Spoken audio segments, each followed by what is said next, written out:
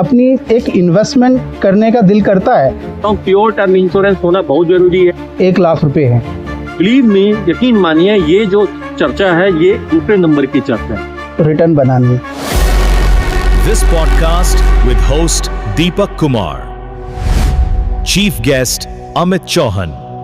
नमस्कार। आज का दिन बहुत महत्वपूर्ण है और आज के दिन कि आज कुछ फाइनेंशियल लिटरेसी के ऊपर बहुत सारी बातें चलती है।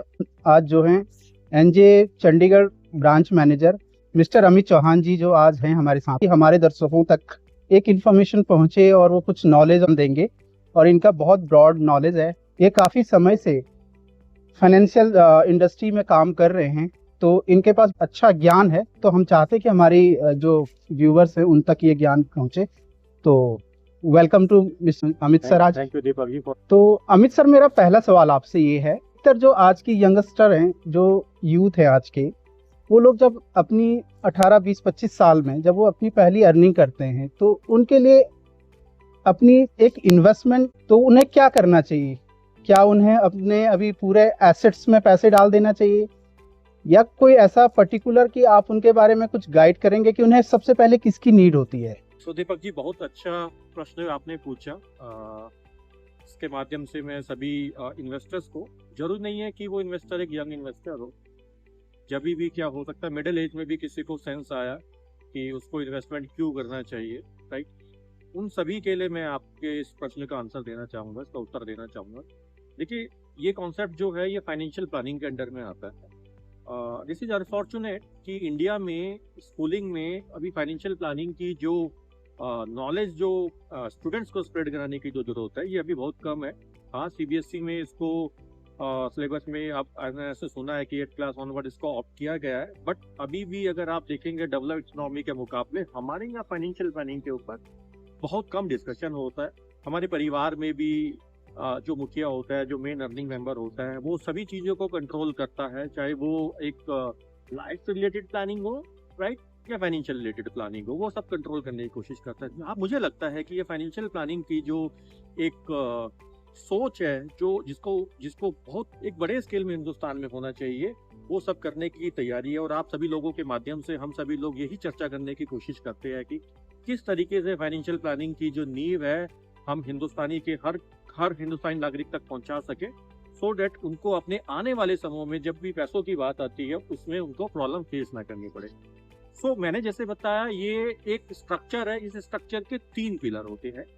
फाइनेंशियल प्लानिंग में पहला जो स्ट्रक्चर का जो पिलर आता है उसको बोलते हैं वेल्थ प्रोटेक्शन, राइट। जनरली यह देखा गया है पिछले पास्ट कुछ ईयर्स में, जब से निवेशकों ने इन्वेस्टमेंट की दुनिया में कदम रखना स्टार्ट किया है, सेविंग से इन्वेस्टमेंट की तरफ हमारी इकोनॉमी में टर्न हुआ है, एक चीज जिसके ऊपर बहुत कम चर्चा हुई है, मेरे अकॉर्डिंग जिस पे चर्चा होनी चाहिए, वो है वेल्थ प्रोटेक्शन की। वेल्थ प्रोटेक्शन वेल्थ बिल्डिंग से पहले वाला पार्ट है। वेल्थ बिल्डिंग जो हम लोग डिस्कस करने वाले हैं, शायद आपके साथ में अगले आधे घंटे में यही चर्चा करूंगा वेल्थ बिल्डिंग के ऊपर। बिलीव मी, यकीन मानिए, ये जो चर्चा है ये दूसरे नंबर की चर्चा है, पहले नंबर की चर्चा ये नहीं है। पहले नंबर की चर्चा है कि हमें, if I am a bread earner of my family, अगर मैं ही वो बंदा हूँ जिसकी वजह से मेरा पूरा परिवार चलता है, उस परिवार से रिलेटेड या मुझसे रिलेटेड जो मेरे फाइनेंशियल गोल है, जिसको मुझे आज नहीं फ्यूचर में कवर करना है, उसको फुलफिल करने के लिए मेरा होना एज ए ब्रेड अर्नर बहुत ज्यादा जरूरी है। क्योंकि मनी मेक्स द मनी, पैसा बनाने के लिए पैसे की ही जरूरत होती है और पैसे का सही तरीके से रेगुलर फॉर्म में इन्वेस्टमेंट होना बहुत ज्यादा जरूरी होता है। किसी कारण से, दुर्भाग्य से, अगर ऐसी कंडीशन आ जाती है कि पैसे का फ्लो टुवर्ड्स कोई भी सेविंग प्रोडक्ट की बात करें वहां पे रुक जाता है, तो जो एक डिजायर आउटपुट जो डिजाइन किया गया था कि एक सर्टेन टाइम के बाद मुझे इतना कॉर्पस रिसीव हो गया जिससे मैं ये कार्य पूरा कर पाऊंगा, वो होना बहुत मुश्किल होता है। इसको इस तरीके से आप समझ सकते हैं कि अगर आकाश में किसी भी मुखिया की जो पैसा कमा रहा है, जो अपने परिवार का भरण पोषण कर रहा है, उनके गोल के लिए पैसा, उनकी नीड्स के लिए पैसा सेव कर रहा है, अगर उसकी अनप्रेसिडेंटेड डेथ हो जाती है तो जो पैसे का जो फ्लो है, जो किसी भी नीड्स के टुवर्ड्स लग रहा है, वो रुक जाता है। सो एक समस्या ये भी होती है। दूसरी समस्या जो अभी हाल फिलहाल में लोगों को काफी समझने को मिली है, जिसमें कोविड एक बहुत बड़ा कारण था समझाना, कि लोगों को पता है कि आने वाले समय में जैसे जैसे हमारी एज बढ़ती है वैसे वैसे हमारे 3 3 ट्रेंड ऐसे होते हैं जो बिना चाहे भी हमारे पास आ जाते हैं। आपको पता है, एक डायबिटीज है, राइट, एक ब्लड प्रेशर है, तीसरा कोलेस्ट्रॉल की समस्या। ये 3 समस्या हिंदुस्तानियों में सबसे खासकर होती है। तो मैं इस कॉन्टेक्स्ट में बताना चाह रहा हूँ कि बीमारियां जो है जैसे जैसे एज बढ़ती है वैसे वैसे हमको घेरने की कोशिश करती है। उस मुखिया को भी घेरने की कोशिश करती है, उसके साथ डिपेंडेंट उसके फैमिली मेंबर को भी घेरने की कोशिश करती है। और समहाउ कहीं ना कहीं कभी ना कभी ऐसा जरूर होता है कि हॉस्पिटल में चाहे अनचाहे वजह से हमें जाना पड़ता है, और जहाँ हमारी जो सेविंग है, जो किसी पर्टिकुलर नीड के लिए हम सेव कर रहे थे, उस सेविंग में से कॉर्पस निकाल के हमें वो हॉस्पिटल का बिल देना पड़ता है। सो उससे भी हमारे नीड में, हमारे गोल में एक कमी आ सकती है। तो मैं ये बताना चाहूंगा कि wealth protection comes at first. पहले हमें इस चीज को देखना चाहिए, हर इन्वेस्टर्स को, जिसको इन्वेस्टमेंट की सेंस आई है, जो इन्वेस्टमेंट करना चाहता है, उसको सबसे पहले अपने को और अपने फैमिली मेंबर को प्रोटेक्ट करना चाहिए। उसमें इंश्योरेंस की फॉर्म में मैं बात करूं तो अगर लाइफ की इंश्योरेंस है, जहाँ पे आकस्मिक डेथ होने की, अनप्रेसिडेंट डेथ होने की कंडीशन हो सकती है, तो आपको अपनी इनकम का रिप्लेसमेंट ढूंढना है, जिसको टर्म इंश्योरेंस बोलते हैं। वहां पे प्योर टर्म इंश्योरेंस के ऊपर मैं फोकस कर रहा हूँ। प्योर टर्म इंश्योरेंस होना बहुत जरूरी है। आपका जो भी एडवाइजर है या म्यूचुअल फंड डिस्ट्रीब्यूटर है जो इंश्योरेंस का काम करता है, उसको पता है कि किस तरीके से कितना टर्म इंश्योरेंस आपका होना चाहिए, वो आपको इजीली बता देगा। दूसरा, एक हेल्थ इंश्योरेंस जो है उसका होना का, उसकी फैमिली मेंबर का, चाहे वो 5 लाख हो, चाहे वो 10 लाख हो, जितना भी वो अफोर्ड कर सकता है उतना होना चाहिए। और उसके बाद जाके आपको अपने नीड को डिफाइन करते हुए, जिसके लिए आप इन्वेस्टमेंट कर रहे हो, वो आपका डिस्ट्रीब्यूटर या एडवाइजर आपको क्लियरली बताएगा। और उसके बाद जाके आपको उस दूसरे पड़ाव पर आना चाहिए जो वेल्थ बिल्डिंग का काम करता है। इसके अलावा एक तीसरा पड़ाव भी होता है, जो शायद आज चर्चा करने का भी ये टॉपिक नहीं है, बट हाँ, जब आप एक अपने सभी गोल को पूरा कर लेते हो, लाइफ में होने वाली सभी नीड्स को फुलफिल कर लेते हो सकता है कि शायद जब आपके ऊपर से आने वाली सभी जिम्मेदारी को आप कंप्लीटली उसको कवर कर लेते हो, तो शायद जो आपके पास पैसा जितना बचा, लेगेसी बचा, बिकॉज ऑल आर इमोर्टल, सबको यहाँ दुनिया को छोड़ के जाना है। तो जो पैसा, जो प्रॉपर्टी आपने बनाई है, जो भी आपकी, चाहे वो टेंजिबल, इंटेंजिबल, जिस भी टाइप की एसेट है, उसको जब आप अपने फैमिली मेंबर को छोड़ के जाओगे तो आपको उसका भी सही तरीके से ध्यान रखना है कि जिस भी फैमिली मेंबर को मुझे देना है इक्वली लीगल फॉर्म में दिया जाए। अदरवाइज जाने के बाद में आजकल ये देखा गया है कि फैमिली में भी लड़ाइयाँ हो जाती है, जहाँ पे वेल्थ ट्रांसफर, जिसको विल राइटिंग सर्विस भी बोलते हैं, वो सही तरीके से नहीं हो पाती। और भाइयों के बीच में या भाइयों बहनों के बीच में भी या माँ बहू के बीच में भी लड़ाइयाँ हमें देखने को मिलती है। तो इसको भी प्रोटेक्ट करना, इसको भी प्लान करना बहुत जरूरी है। तो ये तीनों पिलर जो है एक जरूरी है एक फाइनेंशियल प्लानिंग के।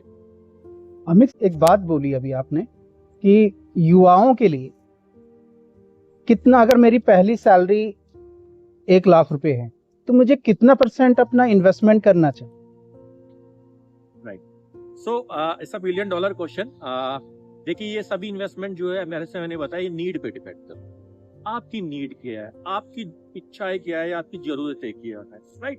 तो वो जरूरत आपकी आज नहीं होती, वो फ्यूचर में होती है। वो फ्यूचर में जो जरूरत आपकी है, वो कितना कॉर्पस से आपकी वो जरूरत पूरा हो सकती है, उसके लिए मुझे कितना सेव करना है, कितना इन्वेस्टमेंट करना है, राइट एसेट क्लास का चुनाव करना है कि किस एसेट क्लास में मैं करूं, किस प्रोडक्ट में मैं निवेश करूं, वो आपका डिस्ट्रीब्यूटर एडवाइजर आपको सही तरीके से बताएगा। इसका कोई ऐसा थंब रूल नहीं है कि ये सर्टेन लिमिट है, इतना ही निवेश करना है, इसके बियॉन्ड नहीं करना है या इसके कम नहीं करना है। ये ऐसा नहीं होता, ये आपकी नीड पे डिपेंड करता है।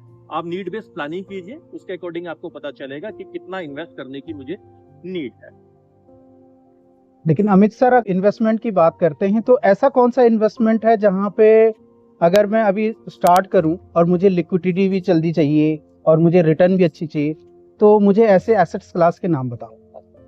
राइट, सो एसेट क्लास में मैं बाद में आता हूँ। आपने बोला कि मुझे ऐसे किस इन्वेस्टमेंट में करना चाहिए, मैं उसे प्रोडक्ट बेस पे लेके आता हूँ या एक ऐसे प्रोडक्ट की बात करता हूँ जो आजकल काफी चर्चाओं में है। बहुत युवा भी और मीडियोकर भी और इवन सीनियर सिटीजन्स भी उसमें बहुत हेवीली पार्टिसिपेट कर रहे हैं, जो पूरे लीगल फ्रेमवर्क के साथ आता है, राइट, और जो आपके नीड को फुलफिल करने में आपकी सबसे ज्यादा मदद करता है। उस प्रोडक्ट को बोलते हैं, उस इन्वेस्टमेंट व्हीकल का नाम है म्यूचुअल फंड, राइट। अब म्यूचुअल फंड एक ऐसा इन्वेस्टमेंट व्हीकल है, मैं आपके क्वेश्चंस का आंसर देना इसी से करने की कोशिश करूंगा। आपने बोला कौन सी एसेट क्लास में करनी चाहिए। म्यूचुअल फंड एक ऐसा इन्वेस्टमेंट व्हीकल है जो सभी एसेट क्लास के कैरेक्टरिस्टिक्स को अपने में संजो के रखता है, राइट।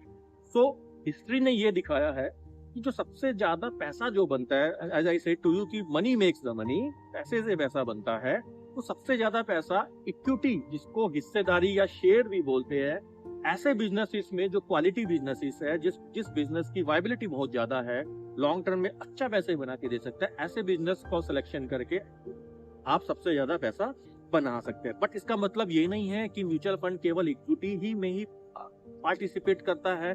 आप इसको डेट एसेट क्लास में भी पार्टिसिपेट करा सकते हैं म्यूचुअल फंड के थ्रू।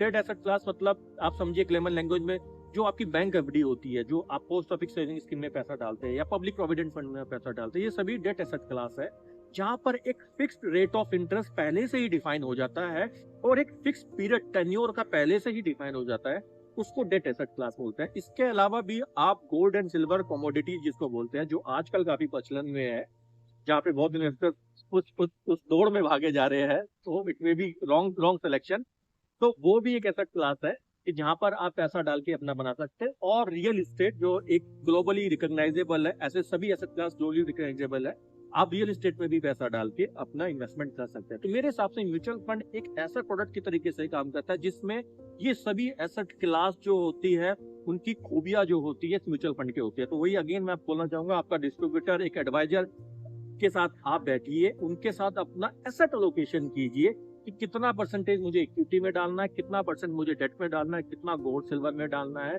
ये डिफाइन करेगा कि आपको किस तरीके से आगे जाना है। सभी लोग अभी मार्केट को देखते हैं, ऊपर नीचे हो रही है, वॉलेटिलिटी चल रही है, तो अभी तक पिछले 1-1.5 सालों में तो रिटर्न बना नहीं, तो क्या हमें अभी लेना चाहिए या फिर होल्ड करना चाहिए? क्या आपका विचार है? It's a really valid question, और ये क्वेश्चंस मुझे बहुत ज्यादा आ रहे हैं। ऐसा नहीं है फर्स्ट टाइम आ रही है। कहते हैं ना, इंसान जो है एक की जो मेमोरी होती है, बड़ी शॉर्ट टर्म की मेमोरी होती है। हम लॉन्ग टर्म को बड़ा अंडर एस्टिमेट करते हैं और शॉर्ट टर्म को बड़ा ओवर एस्टिमेट करते हैं। बिल गेट्स जो कि माइक्रोसॉफ्ट के फाउंडर है, उन्होंने ये कोटेशन पूरी दुनिया को दिया था। देखिए क्या होता है, जब भी आप किसी एसेट क्लास में निवेश करते हैं ना, सब सिक्लिकल होता है, मतलब हर साइकिल में हर एसेट क्लास परफॉर्म करती है। जैसे आप अभी देख रहे हैं, इस time gold and silver perform कर रहा है, उसके पीछे कुछ कारण, हम कारण पे नहीं जाएंगे। ये जरूरी नहीं है कि जो आज चल रहा है वो कल चलेगा। विनर ऑलवेज रोटेट्स, इसको हमारी लैंग्वेज में ऐसा बोला जाता है। तो हिस्टोरिकली जैसे मैंने आपको बताया, चाहे आप हिंदुस्तान के 46 इयर्स की हिस्ट्री को ले लीजिए, जब से हमारा सेंसेक्स आया है, जब से हमारा BSE 30 का सेंसेक्स बना है, तो उससे भी हमने देखा है कि सभी एसेट क्लासों में जिसने ज्यादा आउट परफॉर्म किया है, विच इज इक्विटी। ठीक है, तो today is not the right time of the equity. For what purpose? कि आज उसमें रिटर्न नहीं आ रहा है। हाँ, बट उस इन्वेस्टर्स के लिए जिसके पास लॉन्ग टर्म की प्लानिंग है, उसके लिए ये बेनिफिशियल है कि वो आज इक्विटी में पार्टिसिपेट करके, इक्विटी ओरिएंटेड म्यूचुअल फंड में पार्टिसिपेट करके अपने फ्यूचर को बहुत सही तरीके से सिक्योर कर सकता है। मतलब अपने फ्यूचर की जो नीड बेस्ड प्लानिंग है, उसको सही तरीके से कंट्रोल कर सकता है, क्योंकि आज आपको उस इक्विटी मार्केट में डिस्काउंट मिल रहा है। तो this is the right time. ऐसे टाइमिंग नहीं किया जा सकता मार्केट का, every time is the right time to enter into the equity market if you have a time horizon of long term, right. तो मेरे हिसाब से आज का टाइम जो है, ये एक फेवरेबल टाइम है जहां पर आपको इक्विटी मार्केट में पार्टिसिपेट करना चाहिए और अपनी वेल्थ को एक्यूमुलेट कराने में ध्यान देना चाहिए। भी कोई नया इन्वेस्टर है, वो पहली बार अगर आज म्यूचुअल फंड्स के थ्रू इन्वेस्टमेंट करना चाहता है, तो उसे किस कैटेगरी के म्यूचुअल फंड में इन्वेस्टमेंट करना चाहिए? क्योंकि स्मॉल कैप, मिड कैप ने आपने देखा है 2 साल में कोई रिटर्न नहीं कर रहा है। तो उस कंडीशंस में जो नेगेटिव थॉट्स हैं जो अभी मार्केट में दिख रहे हैं, तो अभी उसकी शुरुआत अगर करे तो नए इन्वेस्टर को कहाँ से शुरुआत करें? चलिए, तो क्वेश्चन तो आपने नए इन्वेस्टर से पूछा। आज से 2 साल पहले सभी लोग मिड एंड स्मॉल कैप को ही ले रहे थे, चाहे नया इन्वेस्टर हो चाहे पुराना इन्वेस्टर हो। तो टाइम हैज चेंज और time also will also change, से का this time shall also to pass. तो ये टाइम भी निकलेगा। और हम आपका क्वेश्चन पे वैलिड है कि आज कस्टमर को क्या देखना चाहिए। एक नया इन्वेस्टर आता है, तो नए इन्वेस्टर को अपनी एसेट एलोकेशन पे ध्यान देना चाहिए। ऐसे एसेट एलोकेशन सभी इन्वेस्टर के लिए आगे का, लेकिन कुछ इन्वेस्टर जो सीजन इन्वेस्टर हो जाते हैं, मतलब कि जिनको इस मार्केट में काफी टाइम हो जाता है, इनको इस मार्केट के उतार चढ़ाव का, वोलेटिलिटी का अंदाजा हो जाता है, किस तरीके से मार्केट चलता है, वो लोग शायद अपना इक्विटी का पार्टिसिपेशन ज्यादा बढ़ा के एक अच्छी वेल्थ बिल्ड कर सकते हैं। बट एक नए इन्वेस्टर को मेरे हिसाब से अपने डिस्ट्रीब्यूटर एडवाइजर से बात करके एसेट एलोकेशन पे जरूर फोकस करना चाहिए। किसी भी एसेट क्लास में आपको बहुत ज्यादा हेवली पार्टिसिपेट नहीं करना चाहिए। आप उसमें mix equity, debt, gold and silver का रखे। और अगर मैं वन वर्ड में बात करूं, for me, so I would recommend कि म्यूचुअल फंड में मल्टी एसेट एलोकेशन फंड, जो आज की टाइम में काफी पॉपुलर भी हो रहे हैं, ये एक ऐसी कैटेगरी है जिस कैटेगरी में सभी एसेट क्लास का एक्सपोजर मिल जाता है और ये एक कस्टमर्स को लीस्ट वॉलेटिलिटी के साथ, लीस्ट उतार चढ़ाव के साथ उसके गोल तक पहुंचाने में काफी मदद करता है। तो multi asset allocation fund would be the great fund to invest if any new investor wants to enter into the mutual fund market और द कैपिटल मार्केट।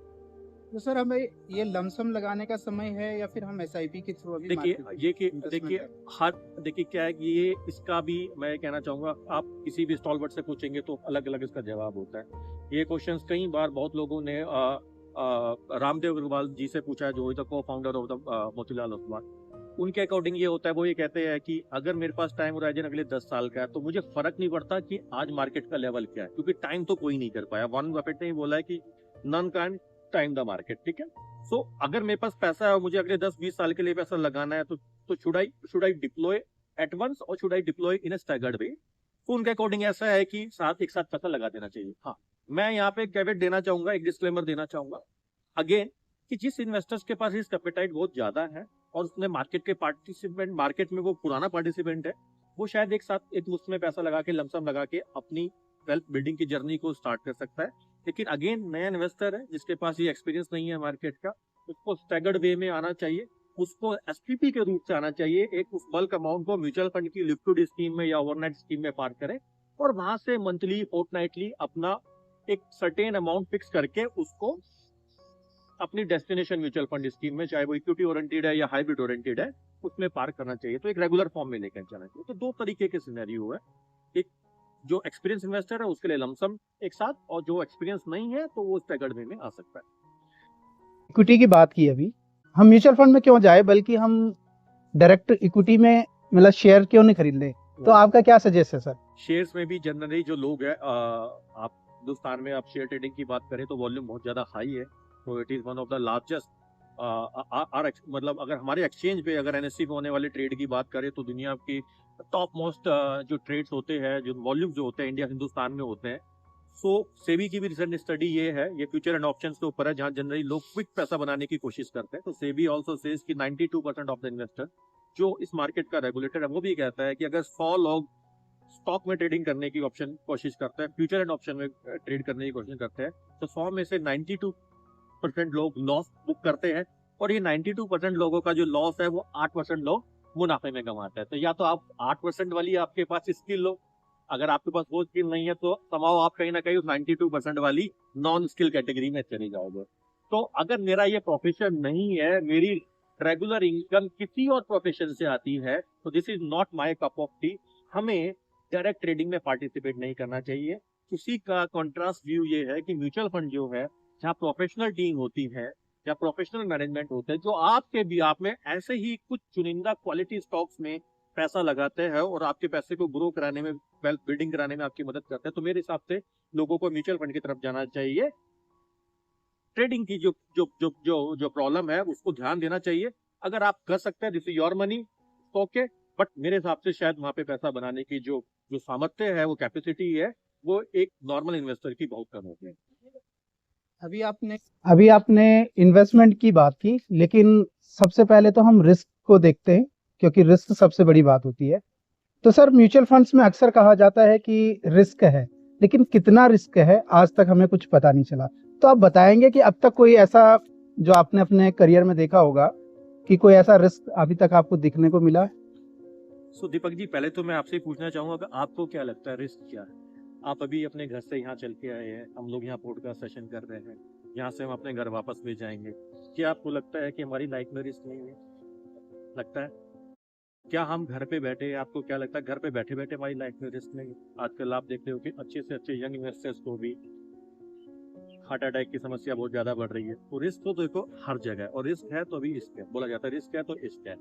इन्वेस्टमेंट की दुनिया में भी या कहीं भी है, रिस्क का होना अनिवार्य है, इट इज अ मैंडेटरी। आप समझिए, अगर रिस्क नहीं होगा तो आप जो है उस रिस्क को कवर करने के लिए अपनी प्लानिंग नहीं करेंगे, और जहाँ प्लानिंग नहीं होती वहीं फेलियर होना स्टार्ट हो जाता है, राइट?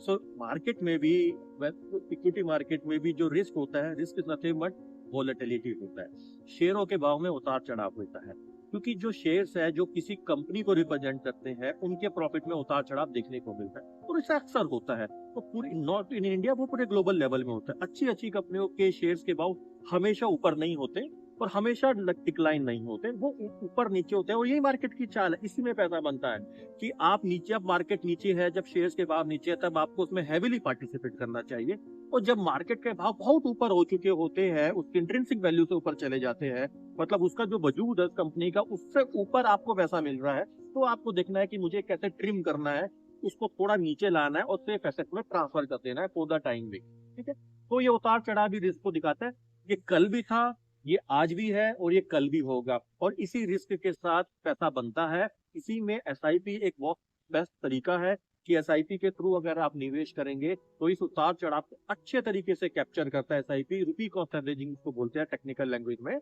ये रुपी कॉस्ट एवरेजिंग के थ्रू एक निवेशक का जो पैसा है फ्यूचर में, वो जो नीड के लिए, वो किसी नीड को फुलफिल करने के लिए, क्रिएट करने की या बिल्ड करने की कोशिश कर रहा है, वो पूरा हो सकता है।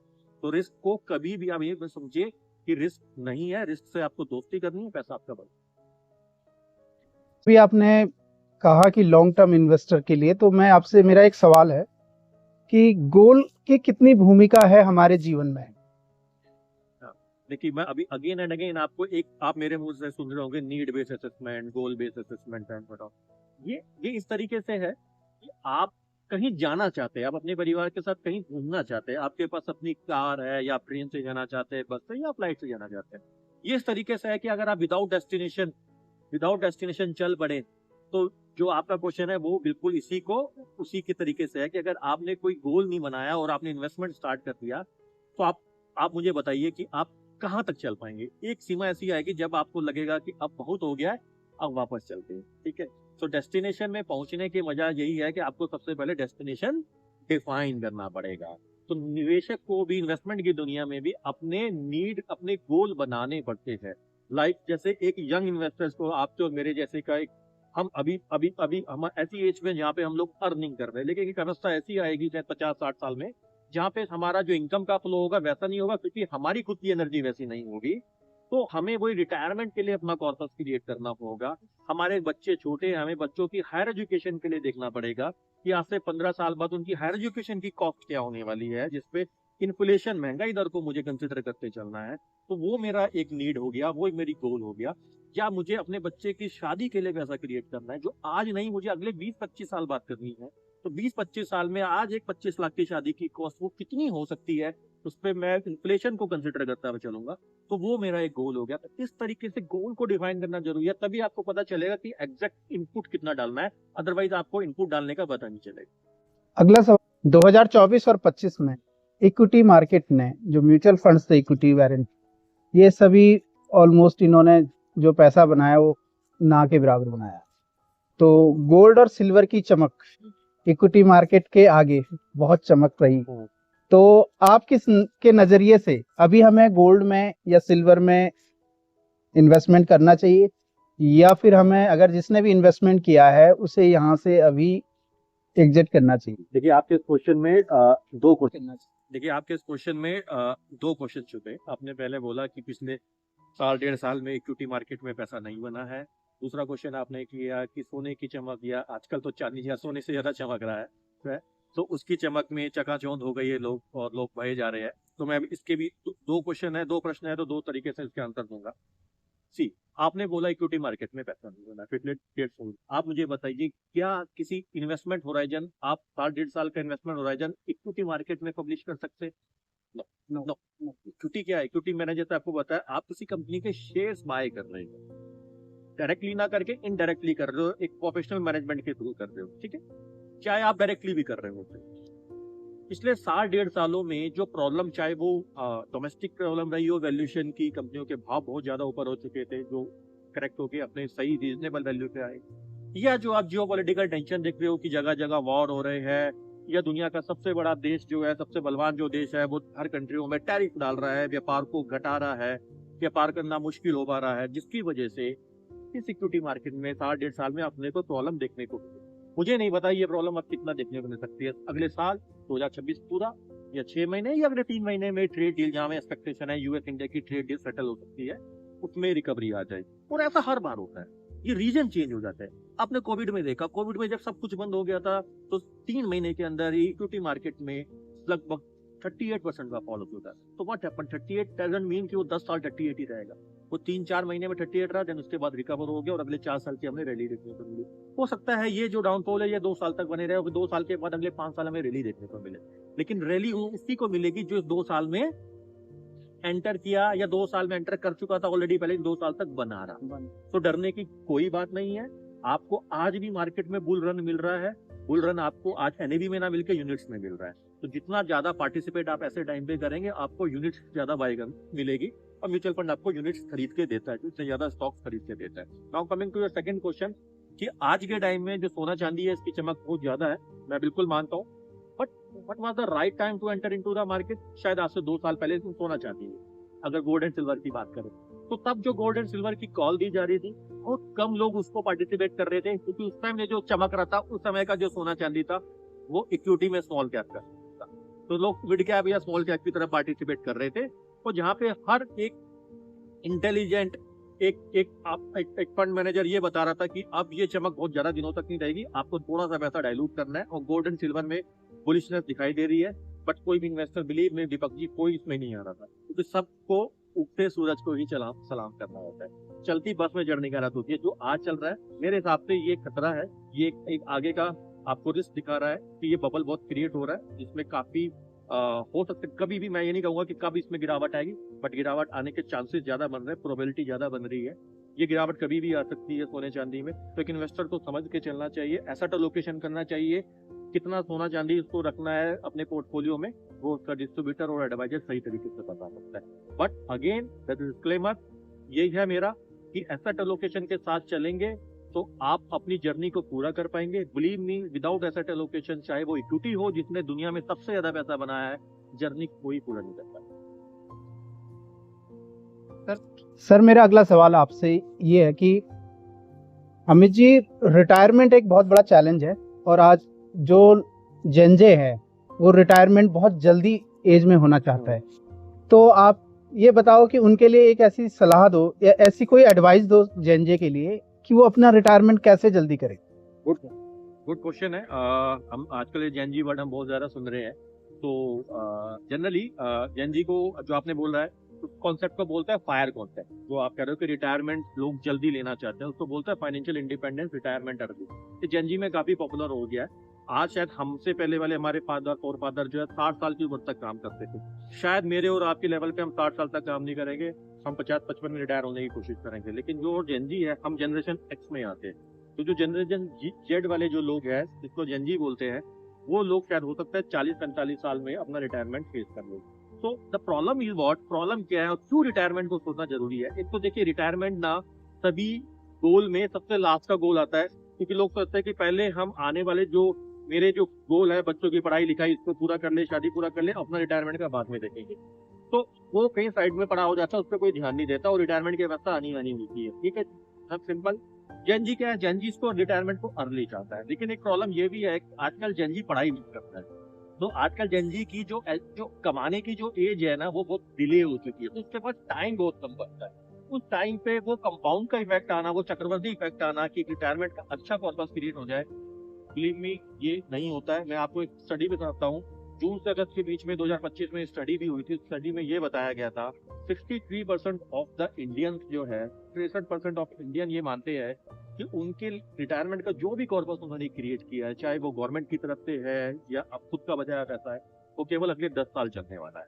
राइट, 10 साल चलेगा। 43% ऑफ द इन्वेस्टर्स जो है वो ये सोचते हैं, 43% ऑफ द इंडियन पीपल ये सोचते हैं कि जो रिटायरमेंट की जो सेंस है ना, वो 35 साल की एज पे आ जानी चाहिए थी, सो डेट कि हम एक अगले 25 साल में, अगर 60 साल में रिटायरमेंट होना है तो 25 साल में अच्छा कॉर्पस क्रिएट कर ले। Believe me, 72% of the Indian people still depend होना चाहते हैं अपने बच्चों के ऊपर। एक बहुत बड़ी आयरनी है, ठीक है, जो कि शायद होना मुश्किल है। राइट, न्यूक्लियर फैमिली का स्पेस इतनी तेजी से बढ़ता है। और 90% ऑफ द इंडियन पीपल को ये रिग्रेट है कि अगर उन्होंने टाइमली रिटायरमेंट की प्लानिंग कर ली होती तो शायद जो हाल जो फ्यूचर में होने वाला है, जो अभी हो रहा है, कि बड़ी प्रॉब्लम होती है उनको रिटायरमेंट की फेज को कवर करने में, बहुत मुश्किल होती है। ठीक है, मैं इसको एक एग्जांपल के साथ देना चाहूंगा। लोग करोड़पति बनने की बात करते हैं। 35 साल का एक यंग इन्वेस्टर अगर अगले 25 साल में रिटायर होना चाहता है 60 के साल में, उस 35 साल के यंग इन्वेस्टर की या वो मेन अर्नर है फैमिली का, उसकी 50,000 रुपए की घर का खर्चा चलता है, और ये मानते हुए कि 50,000 का घर का खर्चा हर साल 6% से इंक्रीज होगा, जिसको इन्फ्लेशन महंगाई दर बोलता है टेक्निकली, ठीक है जी। तो ये 50,000 का खर्चा उसको मेंटेन करना है जब वो 60 साल में रिटायरमेंट हो जाएगा उसके बाद। तो डू यू वांट, अगर वो 1 करोड़ का कॉर्पस क्रिएट करता है 60 साल में, वो कहता है मेरा 1 करोड़ का कॉर्पस क्रिएट हो पाया, मुझे वही लाइफ जीनी है जो आज से 25 साल पहले से या 25 साल से मैं जीता आ रहा था, 50,000 का खर्चा, उसमें हर साल 6% आप महंगाई से बढ़ाते चले जाओ। आपको पता है कि वो 1 करोड़ कितने साल चलने वाला है? अगले 4 साल। 64 की एज पे जाके वो 1 करोड़ खत्म हो जाएगा। आगे की लाइफ जो है बाय गॉड ग्रेस मिलेगी, उसमें क्या होगा? यही चीज अगर मैं 2 करोड़ पे लेके चले जाता हूँ तो केवल अगले 8 साल 5 महीने वो खर्चा करेगा, और यही चीज मैं अगर 3 करोड़ पे लेके जाता हूँ तो अगले 13 साल वो खर्चा चलेगा। 73 की एज पे जाके वो कॉर्पस एग्जॉस्ट हो जाएगा। और आज हिंदुस्तान की लाइफ एक्सपेक्टेंसी जो है, जो कि विमेन इन्वेस्टर में मेल इन्वेस्टर से ज्यादा है, वो लगभग एवरेज 80-85 साल है। तो 85 साल भी अगर मैं पकड़ के चलूं, अगले 25 साल कम से कम 5-5.5 करोड़ का कॉर्पस थंब रूल के हिसाब से उसको क्रिएट करना होगा 60 ईयर्स तक।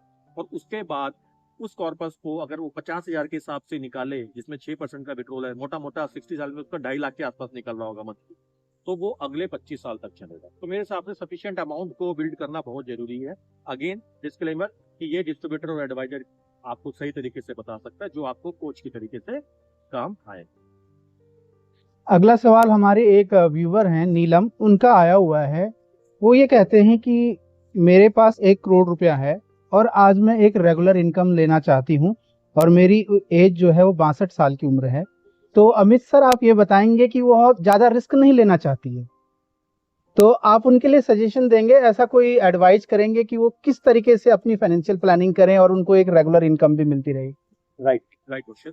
तो मेरे हिसाब से अगर mutual fund is the best way for the regular income, तो म्यूचुअल फंड में बहुत सारी स्कीम्स होती है। तो मेरे हिसाब से हाइब्रिड स्कीम में या मल्टी एसेट फंड या balance advantage fund kind of scheme में उनको पैसा डालना चाहिए। यहाँ पे यू कैन एक्सपेक्ट कि 8% का उनको मार्केट से रिटर्न आएगा। This return is not a linear. Again मैं बोलना चाहूंगा, जो भी हमारा डिस्कशन हुआ है, जो भी अगर रिटर्न का डिस्कशन हुआ है, तो वो लीनियर नहीं होता, मार्केट में उतार चढ़ाव के साथ रिटर्न बनता है। बट एक मैं अगर एवरेज बात करता हूँ तो शायद 8%, क्योंकि आपने बोला वो सीनियर सिटीजन है, उस टाइम पे हम इक्विटी के पार्टिसिपेशन को हैवी नहीं कर सकते। अगर 8-9% पे उसको रिटर्न मिलता है, which is again good return, 8-9% के रिटर्न मिलते हैं, तो वैसे मल्टी एसेट फंड या बैलेंस एडवांटेज फंड में पैसा डालना चाहिए और वहां से 6% या 7% का विड्रॉल लगा के उनको वो रेगुलर इनकम की जो उनकी नीड है उसको फुलफिल करना चाहिए।